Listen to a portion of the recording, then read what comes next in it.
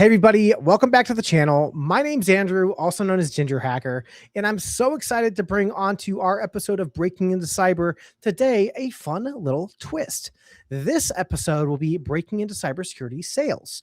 A lot of folks don't realize when it comes into this industry and role of getting into cybersecurity, there are many different paths you can get into, and I feel in the last 30 days, I've had probably about a dozen folks that are in business majors or kind of that marketing-esque role going through school, but they're techies and they want to know how they can still kind of break in, but still stay in this industry.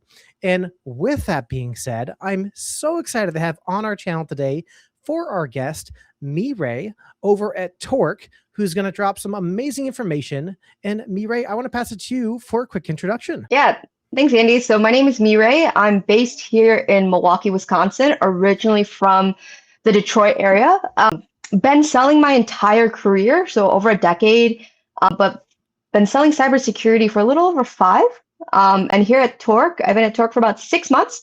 Torq is an AI SOC company that helps organizations manage the entire lifecycle alert. So from triage, investigation, and to response. So that's a little bit about me. So excited. And let me tell you, everybody, first off, because I myself am somewhat a Torq fanatic, because I think what they are doing with the SOC environment and making things and introducing AI and automation into the SOC roles is going leagues and beyond above what is likely to be coming here in the next, I'd say, 2 to 3 years. With that, let's just go ahead and kind of jump in and get started with this. So with the first question we ask everybody as they come onto the channel is, back in first grade, second, third, maybe give or take, we have our career days, we have our, hey, what do you want to be when you grow up?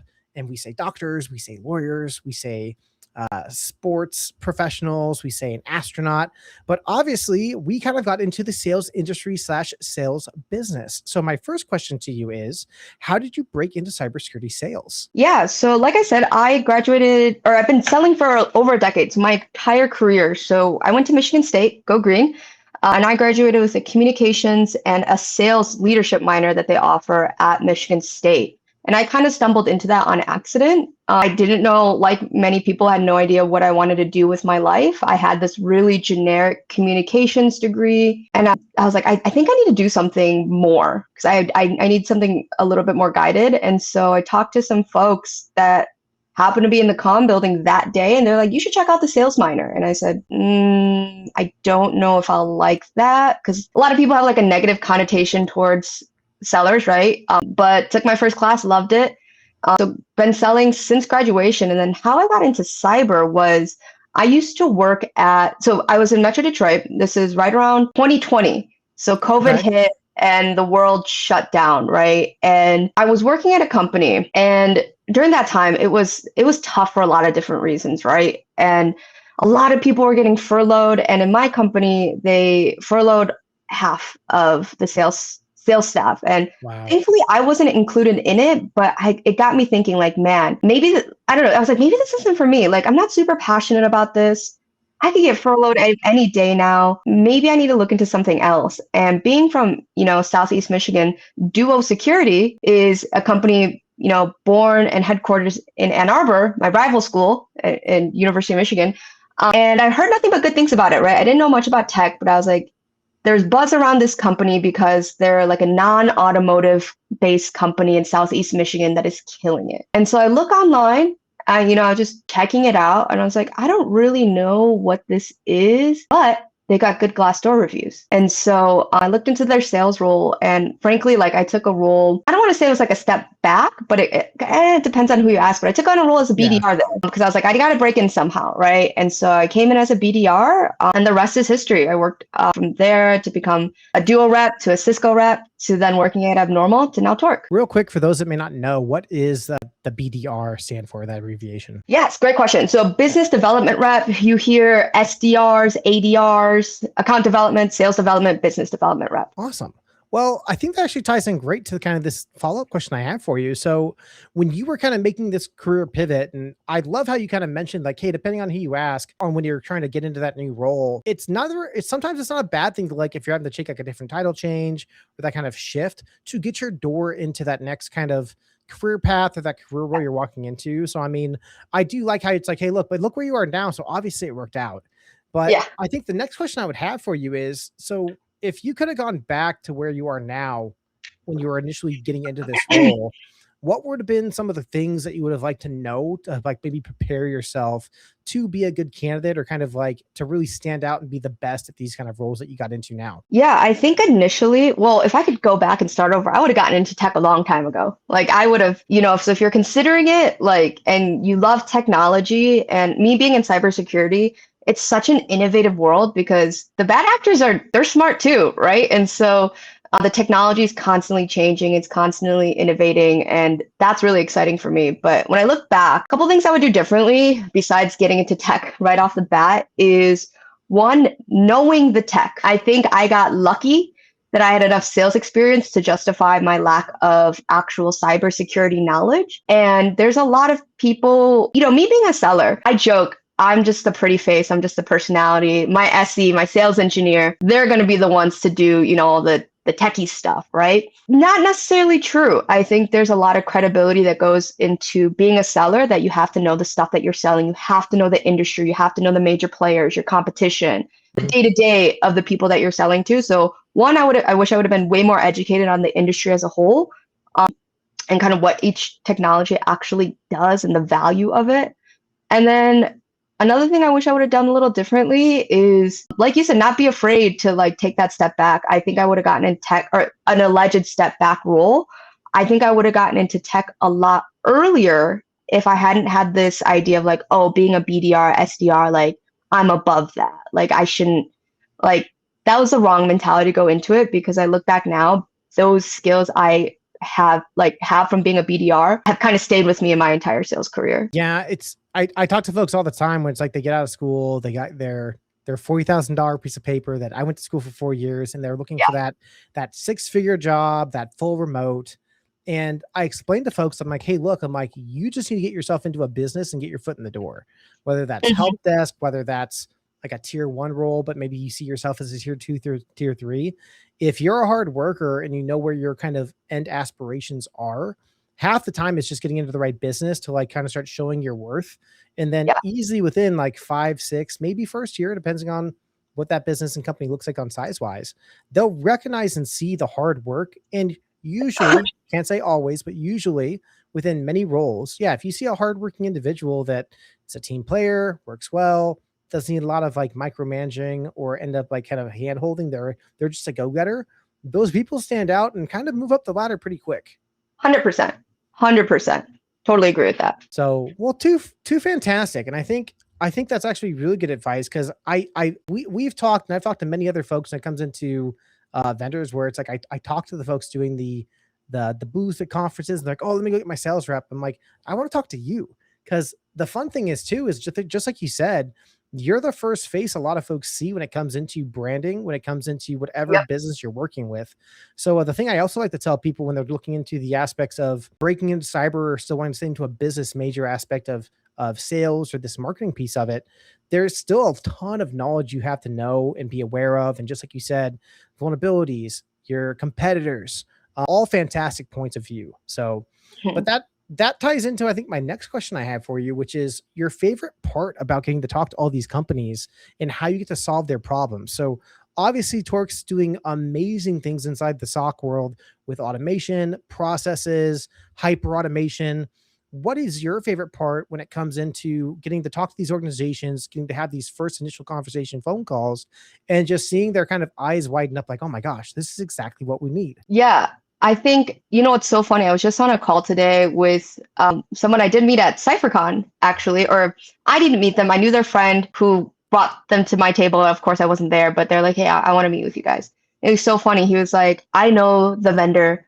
I know what you vendor reps all about. If you start saying some BS, or if I hear the word single pane of glass in this call, I'm gonna hang up. He said that jokingly, but I was like, I mean, yeah, I get it. Like a lot of us do say the same marketing, phrases and things like that. But what I love about what I do is, especially working for a company that's really amazing technology, is that if I find the right person at the right time, knowing that they need something like Torq, it's really cool to be that person to present this to them and to show them, hey, there's a different way of doing things, and here's how, here's how Torq does it that's going to make your life so much easier. So when you like see those light bulbs go off, or you kind of see that sigh of relief of like, oh my God, okay, there is something that exists that I had no idea about, but now that I know, like, I need to get this. And it's just something about that. It's like, it's almost like being like Santa Claus. You're like, or like the like knight in shining armor, you know, like, yes, not every vendor, every product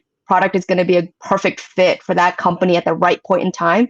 But when you are, it's really exciting. Like, I love coming in and being the one that's like, hey, we're going to help you. We're going to save you so much time, so much effort. Like, let's get into it. I guess I kind of have another question too, because I mean, obviously you guys go to a ton of different events. You guys were at RSA, you guys were at B-Sides Milwaukee and CypherCon.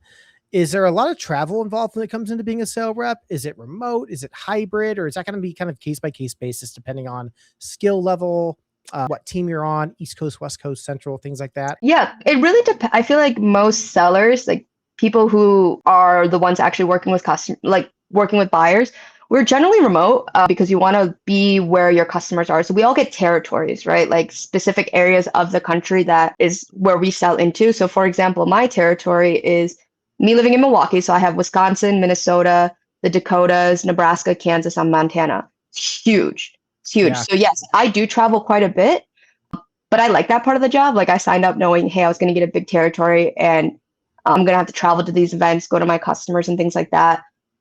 Some companies have territories that are way smaller. Maybe it's just like a metro region or one state. And so that really depends. But I feel like a lot of the cyber industry, I want to say most of the sellers are remote. I don't think I've run into a seller that goes into an office, even in a hybrid way, in a long time.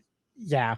That's what I was curious about, because I'm like, I assume most of you guys are remote positions. And like when I've done my role searching, when I post roles inside the Discord community or within GingerHacker Initiative or Discord, I go look, I'm like, man, all these roles are remote. I'm like, gosh, that must be nice. But yeah, I do know there's all the travel for the conferences and stuff, because obviously very big foot traffic for a lot of other vendors, possible clients, ways to connect. So no, that's actually really cool though. But yeah, I always jokingly told people, like, I was never spoiled with remote work back in law enforcement because it's really hard to do police work remotely. I can't have someone call me saying, help, my house is broken into. And I'm on the phone like, have you told them to get out? I'm like, we're going to do some remote help. Can you share your screen real quick? We'll see what's going on. So, oh man, it'd be a different world. But, yeah. But no. So I think that's another huge, big kind of pitch point when it comes into folks trying to break in that also are on that hunt still for that remote role work. I'd say within cyber sales, predominantly outside of the travel for conferences and maybe doing some small meetups for clients and stuff, it is a pretty much remote role, which is really fantastic. But I guess another question that I'd have is, like, if you could go and let's say you were hiring for your team and you had to look at a resume, what would be 3 things that would stand out that would make it really pop for someone trying to get into cybersecurity sales that you would recommend someone to do, whether they're in college right now or they're trying to make this career transition to where they'd be like, oh, wow, this person has these 3 skills or has done this kind of role or work before? Like, what would really pop for you? Yeah. I think from my perspective, and I've seen a lot of resumes, I'm not a manager, but I've helped, and like people give me their resumes, and, I've obviously had to write my own resume. But I'm thinking like early career, like if you're right out of college, I would say anything metric based. Think about sales. We live and die by our number. Like, you get a quota, you either hit it or you don't. It's black and white. There's all these metrics that we look at. And so more than people realize, this is I don't want to say number based role, but like I said, I live and die by my number. Like, that determines if I'm successful or not. And so anything metric related, I think, is really important. Were you in a club that helped, consult and grow this business by X amount? Or were, a manager at a store and you managed X amount of revenue? Or, things like, I think numbers are really important, because without the number, it's just this vague idea. And it's not real until you put a number behind it, as silly as that sounds. And then frankly, early college, I need to see that you are comfortable around people. Like you have some level of experience being around people. I don't think you need to be an extrovert necessarily to be a seller. One of my favorite college professors in sales, he is a true self-proclaimed hardcore introvert. But he's like, well, most of the times, yes, I have to talk to people, but I'm listening more than I'm talking. Like the best sellers are the ones that are listening. And if you know any crazy extroverts, they don't listen very well. Agreed. And so I think but that's still important. Like you have to feel comfortable being in a room of people, being able to talk on a Zoom, talking to strangers. That's truly like a big part of the job and being able to build that relationship right away. So metrics and some level of like people skills, I think, or like ability to be around people, I think is like the two big things that would stick out to me. I know you mentioned communication, like would like I don't know if I don't think back to college of like what kind of clubs there were, like a speech club or like a Toastmasters or like debate Yeah, club kind of thing. Like I don't know if that'd be like the level of like overkill communication I want, but I think you're smacked up on the dot where it's like I've met tons of self-proclaimed introverts that's like we'll get to like a hangout or like a social and like they're talking more than me. And I look at them because we go into the office and I'm like, you never talk. And then we're here yeah, and you're talking to everyone that walks by. And it's like we get done, they're like, oh, I'm wiped. And it's slightly funny. But yeah, they are, I think also your introverts can sometimes be fantastic sales reps, but it's also having to push yourself a little bit, just like you said, like talking to strangers, people walking up, trying to find the self or common link of like, oh, you went to Michigan. My dad's from Michigan. That's so cool. right, And having right. that small little like something to smallly connect on or like chit chat about, kind of maybe more or less. Yeah, because at the end of the day, like I always tell people this, like being a SaaS seller and the world that we live in now, you could Google, Reddit, YouTube, 60 to 70% of what you need to know about Torq. Let's be real. Like we live in the world of information. So a lot of times, if you already know about Torq, you know us pretty well. You've Googled us, you've seen videos, you've been to demos, you name it. That last 30, even like 20, 30% is really depending on who you're buying from, Yeah. like that actual person. People, as silly and old school as it sounds, like people do buy from people they like. If they love a product and they see so much value in it, but they hate that rep and they don't want anything to do with that rep, they're not going to buy that Yeah, product. I know exactly what you're talking about. And I've seen that. And I've had folks in my community where it's like, oh yeah, we don't do business with X company or X vendor because their people are a pain or they're frustrating or they Right. always want to argue. And I'm like, and I think exactly like you said, like it's like when you're working with your friends, you'd rather work with your friends or folks you can get along with or grab a beer. The term like, oh, would you grab a beer with that person or grab a drink with that person? And it's Yeah. just like, oh yeah, that's fantastic. So no, that's really cool. I like that a lot. And I think that's actually very valuable to think when it comes into, yeah, because a lot of obviously college students trying to break out and get into their first roles, it's like, hey, what does my resume need to look like? What's going to be some really good things that pop out and stand out? So I guess another thing I would ask is, and we've kind of been hitting it on the head a little bit, but what are some things that people don't know about being a seller in this, being in a world of SaaS and technology that would maybe be good for them to know? Yeah. I think like the first thing one of the things I already mentioned is you don't have to be an extrovert to be a seller.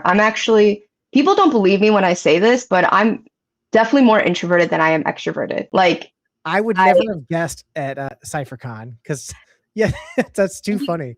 because you gotta put it on. And don't get me wrong, I'm not trying to be ingenuine, but like that is not my natural state. Like I'm the type, and I think that's why I like remote work, because I like just sitting in my office by myself. Like at the end of the day, I will just sit and like that's my more homeostasis than like being at CypherCon and Yep. all these conferences and chatting it up. So because I tell people this, they think being a seller means you're good at talking. No, politicians are the ones that have to be good at talking. Salespeople have to be the ones that are good at asking questions and listening.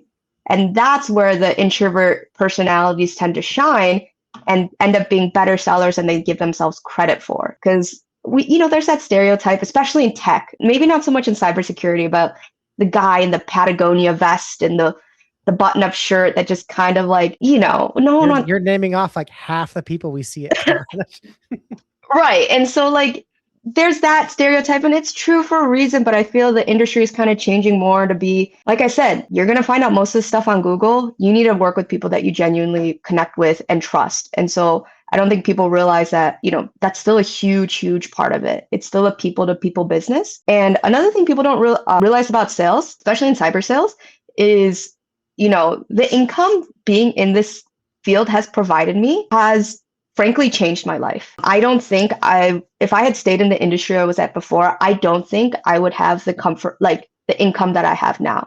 Yeah. And that's something that a lot of people should know about, because this is I don't like gatekeeping that. Like, amongst when I think about my life and the things that I've been able to do, and like I joke, I have 4 cats. I need to make money for a living. They get wet food every single night. That stuff is not cheap. Okay. Those cat lovers know this comment. Like, oh man. And I always joke, I'm like, yo, extra guac, extra cheese at Chipotle. Like, ooh, you making that money. But you're 100% right. And that's just kind of funny where it's like, and I'm very much obviously about what the channel does about GingerHacker Initiative. Like, that's the whole point of this. We're not gatekeepers. We're here to help people be successful. We're here to have those folks ask those questions. Say, hey, no, this is what you can expect. This is the hours you're going to be getting. There's some long hours, there's some short hours, there's some on-call piece of like, hey, we need to take a call this weekend, or hey, we need to go to Texas, or hey, we need to go to X location to do some event. But if you're flexible and young in your career to do those things, I think one, that's a great way to stand out early in career, to one, stand out for promotion, stand out for bonuses, stand out within your organization itself. Is, hey, I like to call myself a force multiplier on any organization I become a part of or become a team on, because one, you know the type of work ethic that you're going to bring onto that team, and you also know your strengths and your weaknesses.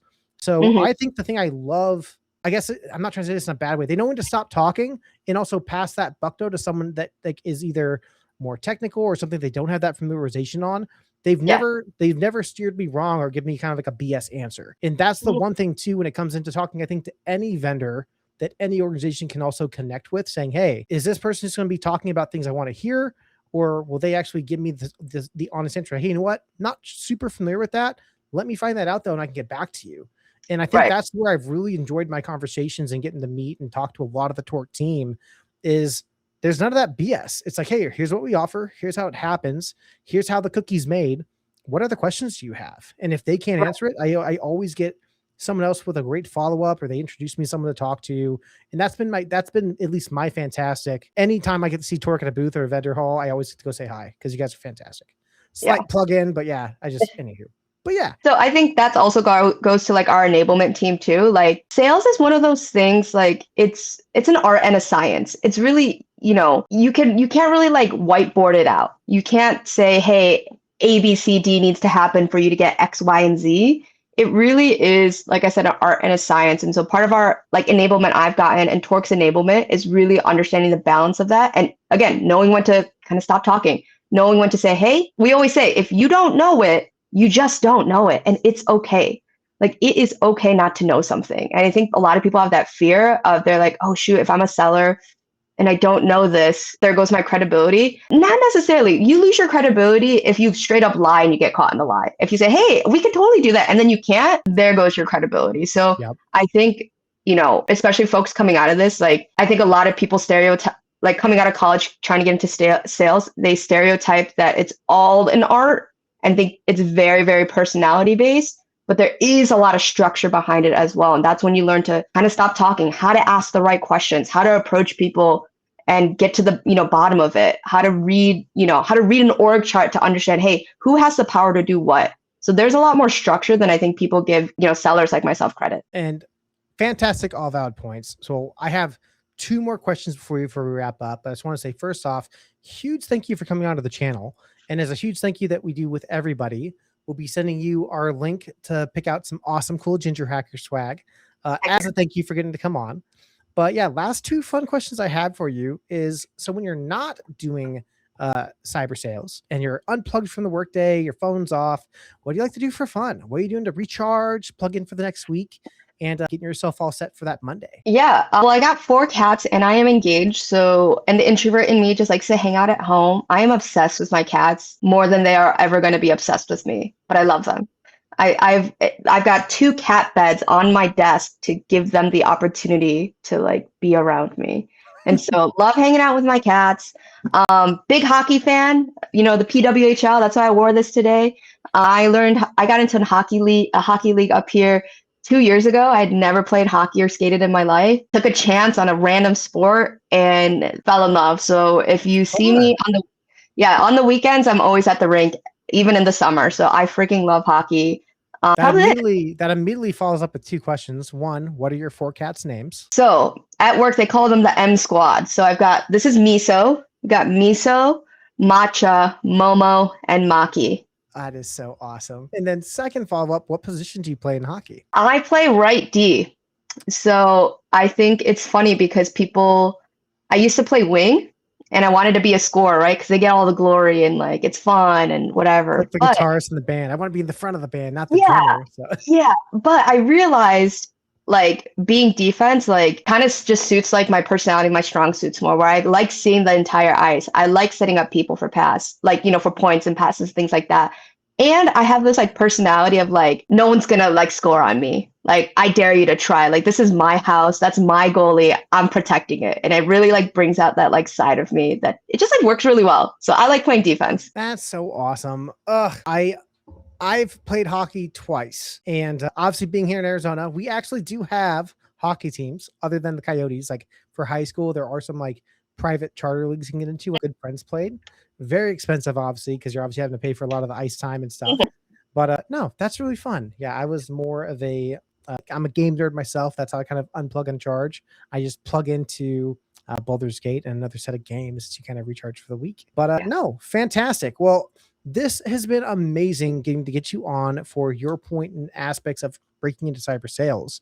But the last question we have for you before we sign off is, what is the last piece of advice you give somebody trying to break into cyber sales? I would say two things. One, trying to get into cyber, be yourself. Be yourself. I think it's really easy to put on a mask, but that mask falls very quickly in a role like this. Trust me, because you'll hit some hard times. And so that mask is going to fall off. So be yourself, be honest, because I think that's the most, like I said, it's people to people business. People know when you're BSing them. Just be yourself. And then second, when you're getting into this career, ride the waves. Like the highs are high. Trust me, and they feel great, but the lows suck. You ask any seller and we're crazy because we're like, I don't know why I ask myself every 6 months, like, why am I get out of sales? Like, what am I doing? And then something amazing happens. I close a huge deal. I'm like, oh, that's why. And so like ride the wave. Like I know I said we live and die by our number, but I've learned in the last couple of years that it's really important to separate yourself from that. Just because you lose a deal or you didn't hit quota, that has nothing to do with like who you are as a person. Because I think a lot of people burn out very quickly because they're like, I suck because I didn't close this deal, or I suck because I didn't, hit my quota. And I've really had to pivot and change it and to be like, hey, I didn't hit it or I didn't close this deal. Like, what can I learn from it? And go to sleep easy at night. I try not to let it keep me up at night anymore.